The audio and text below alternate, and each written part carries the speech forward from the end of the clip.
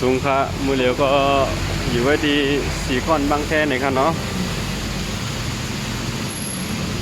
มาเหล่เลนมีอย่างย้อนเนาะพี่น้องมาเหล่เลนสีคอนบางแคทางนี่ก็ใหญ่ค่ะเนาะทางมาเปิดโดยดังหนองเหมือนไว้เจ้าไหนครับเจ้าไหนครับก็กลางวันก็จำดีตัวก็ข้างหน้าเป็นสถานีรถไฟฟ้าเหมือนจะเปิดใหม่ไว้ค่ะเนาะ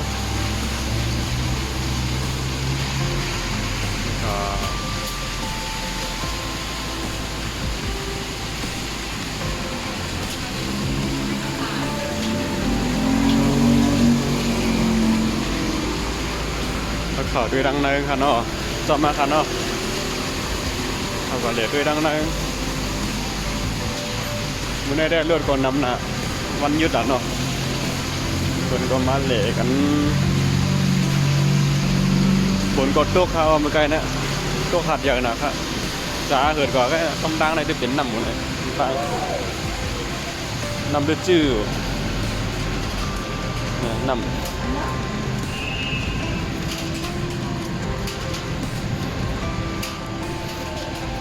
เป็นน้ำเป็นรองเองครับ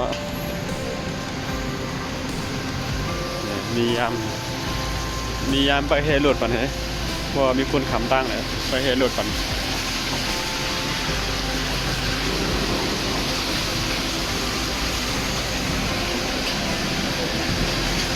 เมื่อกี้เนี่ยฝนตกเฮี้ยงนะครับเมื่อกี้น่ะเหลือที่ตกก็ย่อยๆ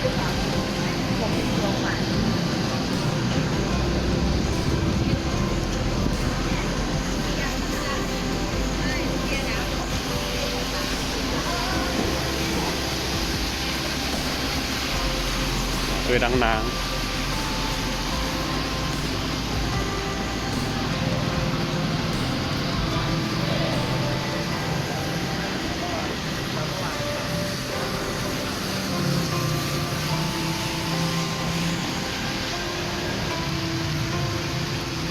ทั้งพูนเป็นรถไฟตั้งรถไฟฟ้าตั้งหนึ่งครับเนาะตั้งรถไฟฟ้า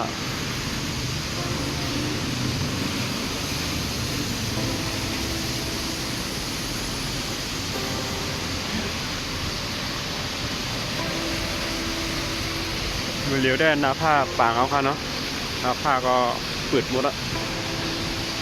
ปางจืนเลี้ยว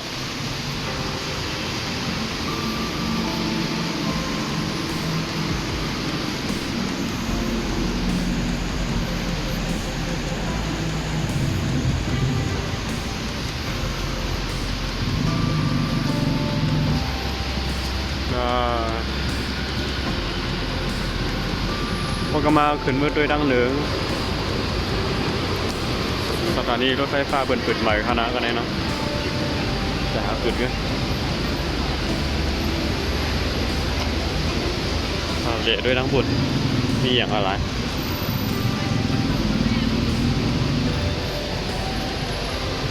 เละด้วยทั้งบุญก่อนมีอย่างหลาย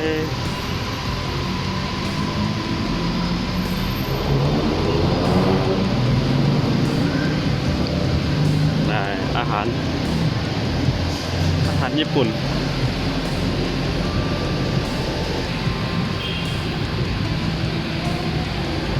โอ้ของกินน้ำอ่ะ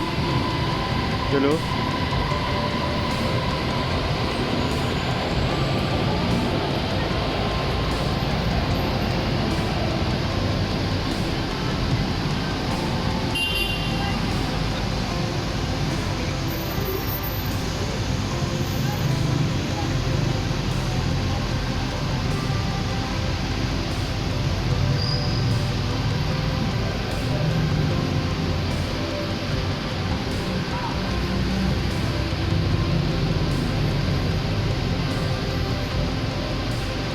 กลางวันเราจำตัวก็มือเดียวได้เลยมีอยู่มอก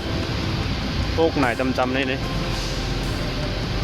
มีบอกพวกไหนจำได้กลางวันจำดีตัวก็คนก็ออกมาเหล่กันเนาะ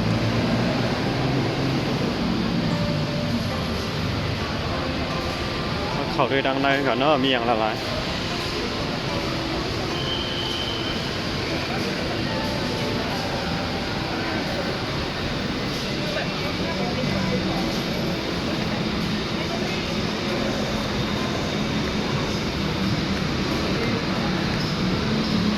เข้าด้วยนะครับซีคอนบางแคซีฮัลโหลเปิดประตูออกมาเปิดประตูเข้าก็ลมเอกัดกระลมเอบอกกันงาน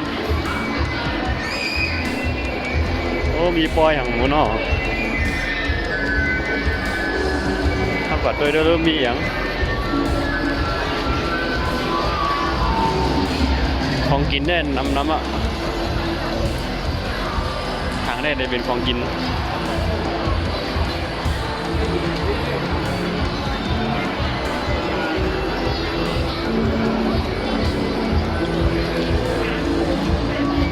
หมักอย่างนั้นหมักขี้หนูจะหมักขี้หนูหมักกอกครับลุงเหมือนหมักขี้หนูอ่ะหมักอันไหนได้หมด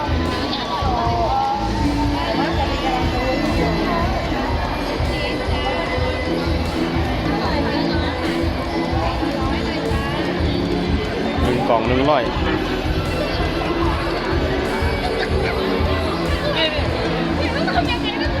มีหมักองุ่นสีเขียวก็มีสีกำก็มีหมักจ๊อกก็มี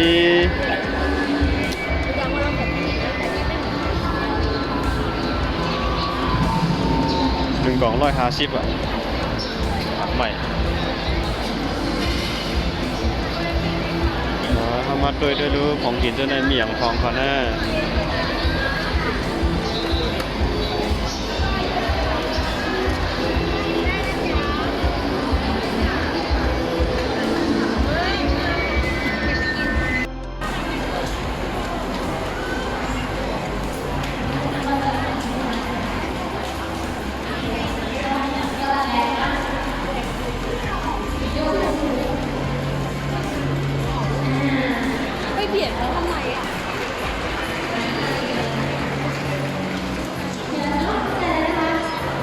อันไหนได้บนทางไม่ได้เป็นทางเมืองหรือมูเขาเนาะผมจะเมืองไทยเอาจะเป็นเมืองนอกเดี๋ยวจะเป็นเมืองไทยกันเนาะเดี๋ยวผมจะเมืองไทยมาตัวเดียวมีอย่างหลายๆข้างใน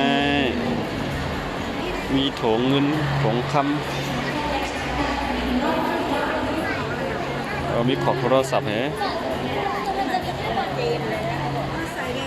เดี๋ยวดูทางนี้กันเนาะเดี๋ยวดูเพื่อนเฮ็ดมาทางนี้ก็เขี่ยมเต่งก็เฮ้เมื่อในก็ทางนี้ทางมิวเราจะเป็นของโทรศัพท์ iPhone ตัวดังดอกแต่นะแต่มีอยู่กูมิวไว้ค่ะเนาะในก็ทางนี้1 อัน 100ถูกแก้มก่อนแน่บวกกัน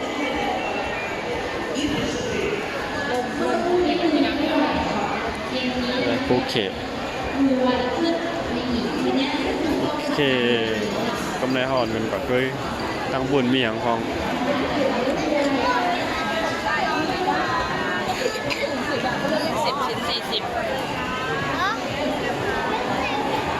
กล้วยทอดเหรอ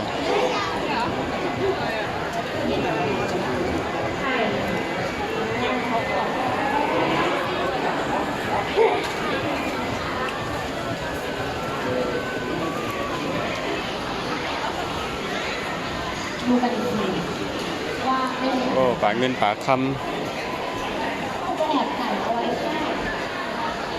นี่ก็ลูกชิ้น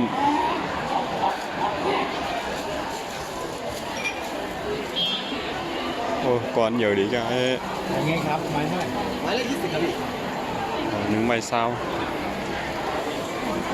ไม่เศร้าอ่ะอันนี้เป็นอย่างเป็นมันมัน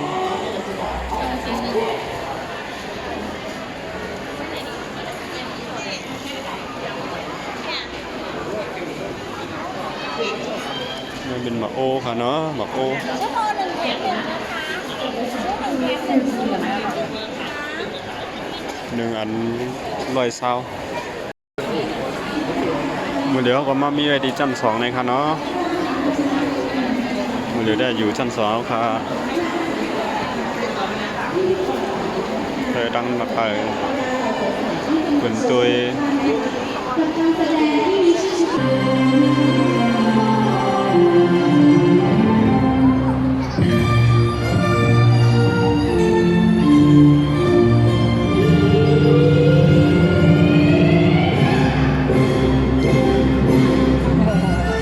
ต้องเคลียร์ใจไว้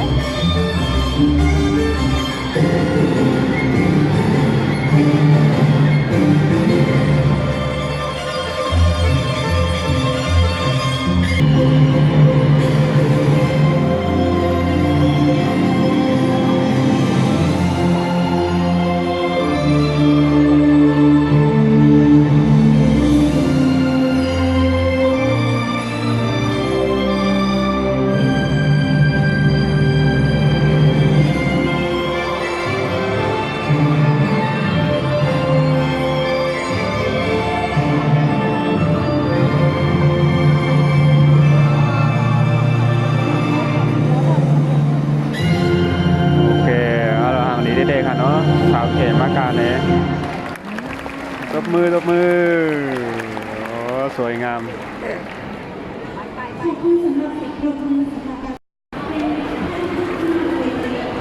ขึ้นเอาแทงจันสามกันเนาะขึ้นเอาเหลยด้วยจันสาม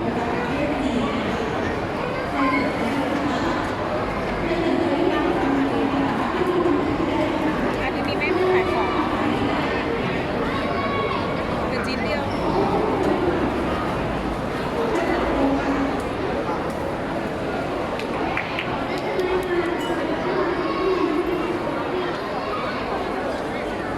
ขอมุนขอฟ้องได้น้ำหนักครับ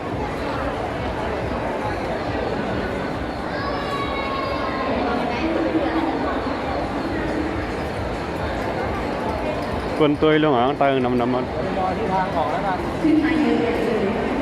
เคยสาวเขกะเย่ากว่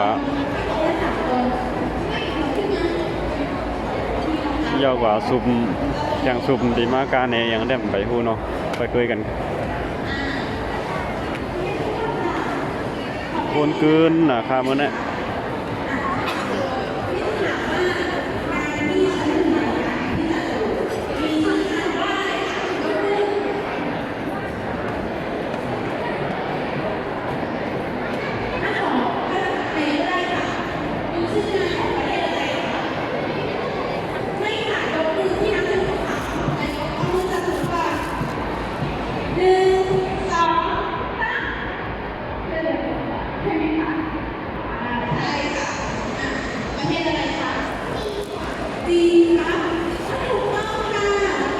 โลคนขึ้นก็ขึ้นคนลงก็ลงตัวรู้พี่น้องเขาคนขึ้นนะครับหวันหมดอ่ะ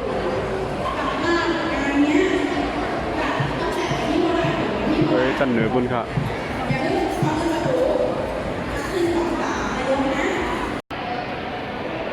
โอ้น่ากินอ่ะ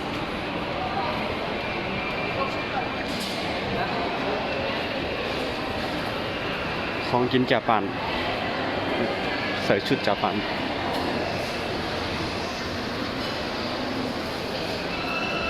มีอย่างพองหนึ่งชุดกับเขา350539 300ก็มีคนได้กินน้ำหนักคน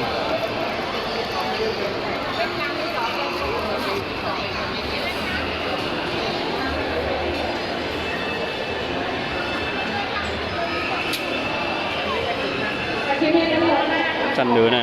ยได้กำลังว่าเด็ดเป็นผ่านการกินเยี่ยมตั้งเสียงเลยครับเนาะนี่กูเมียวค่ะ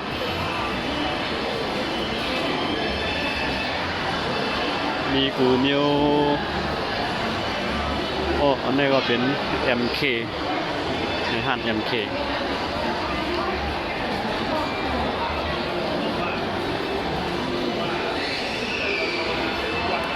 MK 1 ชุด299 499ก็มี699ก็มี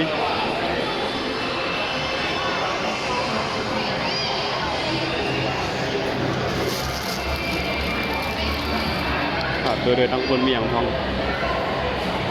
ข้อมูลเขากล้อง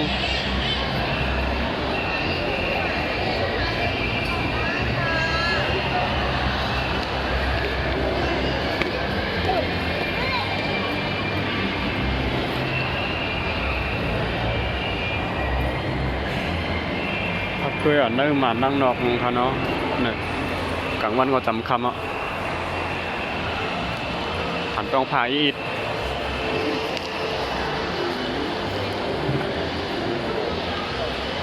โน้ยเขาตัวดังบุญมันจะเป็นห้านอาหารที่ซื้อกินพอกินพัก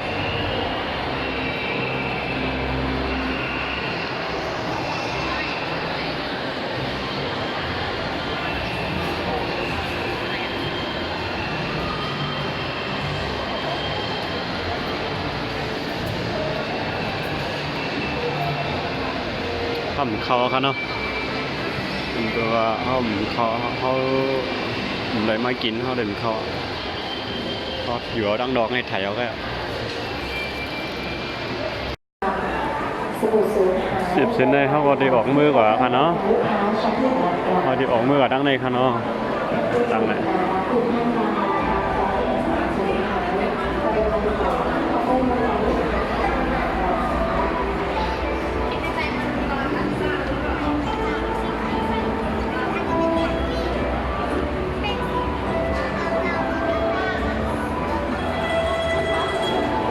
เมื่อดังใน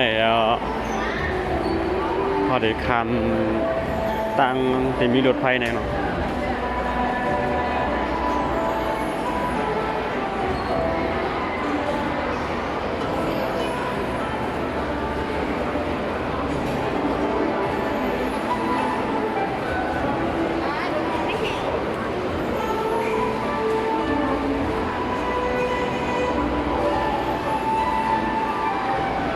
ฝนตกห้ามผู้คันเนาะโอ้วันบกคำเอาเนี่ย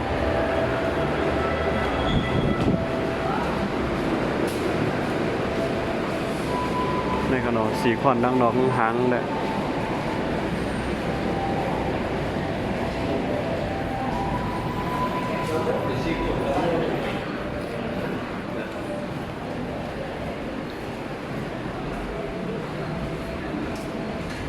ปูนค่ะนี่โอ้กลางคำก็ห่างดีค่ะเนาะมีไพ่สีสันโ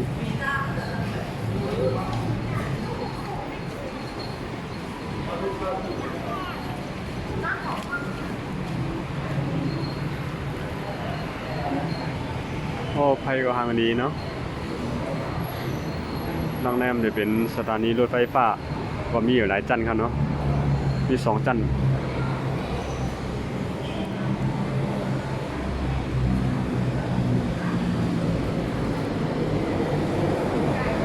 เลยก็ได้เป็นข้าวยามอยู่หมอโคกนายควายหมอโคกนายควาย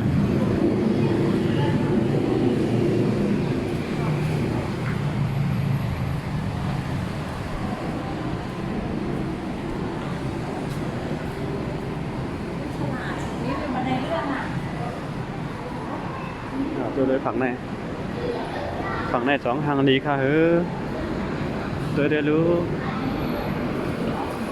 ในก็ห่างดีอยู่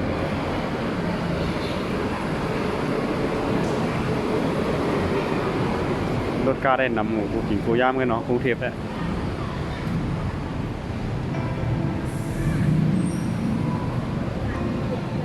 แข่งวกขับกับฝั่งพุ่นแข่งแก็บกับเขาเมื่อค่ะเนาะมาเจ็บมือเอา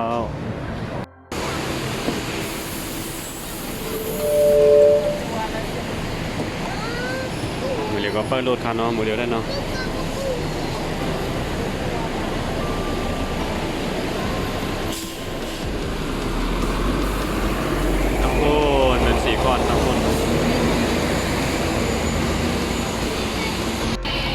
ในก็เข้ามามีอยู่ที่กาดแล้วค่ะเนาะเดี๋ยวเรามีอย่างกินพอง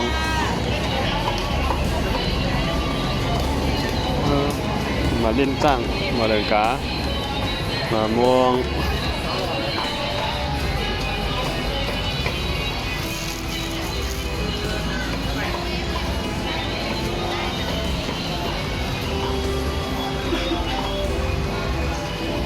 ก็มีน้ำพริกเนี่ย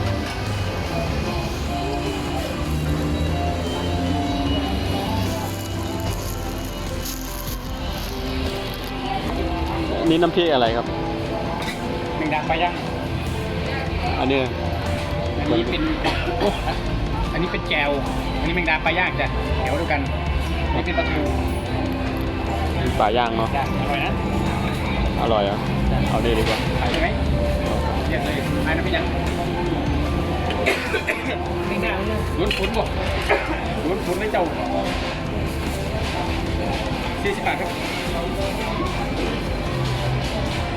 กินน้ำพริกกระหายไอ้หรอกของเขาดีจริงๆเลย ผักกำเท่าไหร่ครับ 3 กำ 10จัดไปจะให้เสียน้ำพริกไม่จ้าคนขายร้อนๆจ้ะไอ้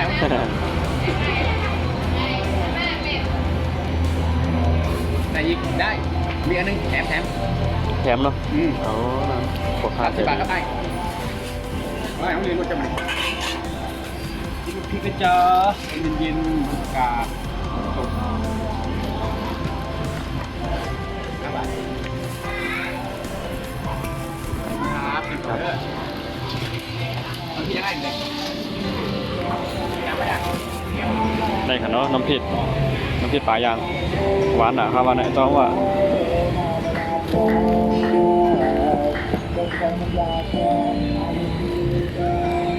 มีผักกุดเลยมีหน่อมีปลากินผังไก่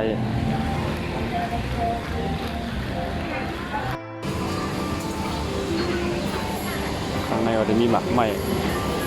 โกยเสียงต่อมปูโอ้ของกินน้ำหนัก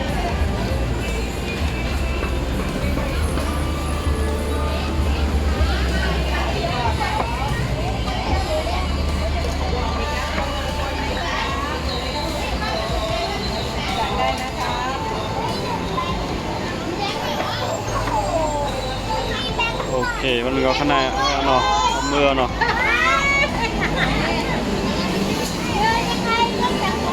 บรรดามื้อในได้สุดเสียงไว้ข้างในก่อนค่ะเนาะอย่าลืมกดไลค์กดแชร์กด Subscribe บันค้าอีกค่ะนะเหมือนสูงค่ะ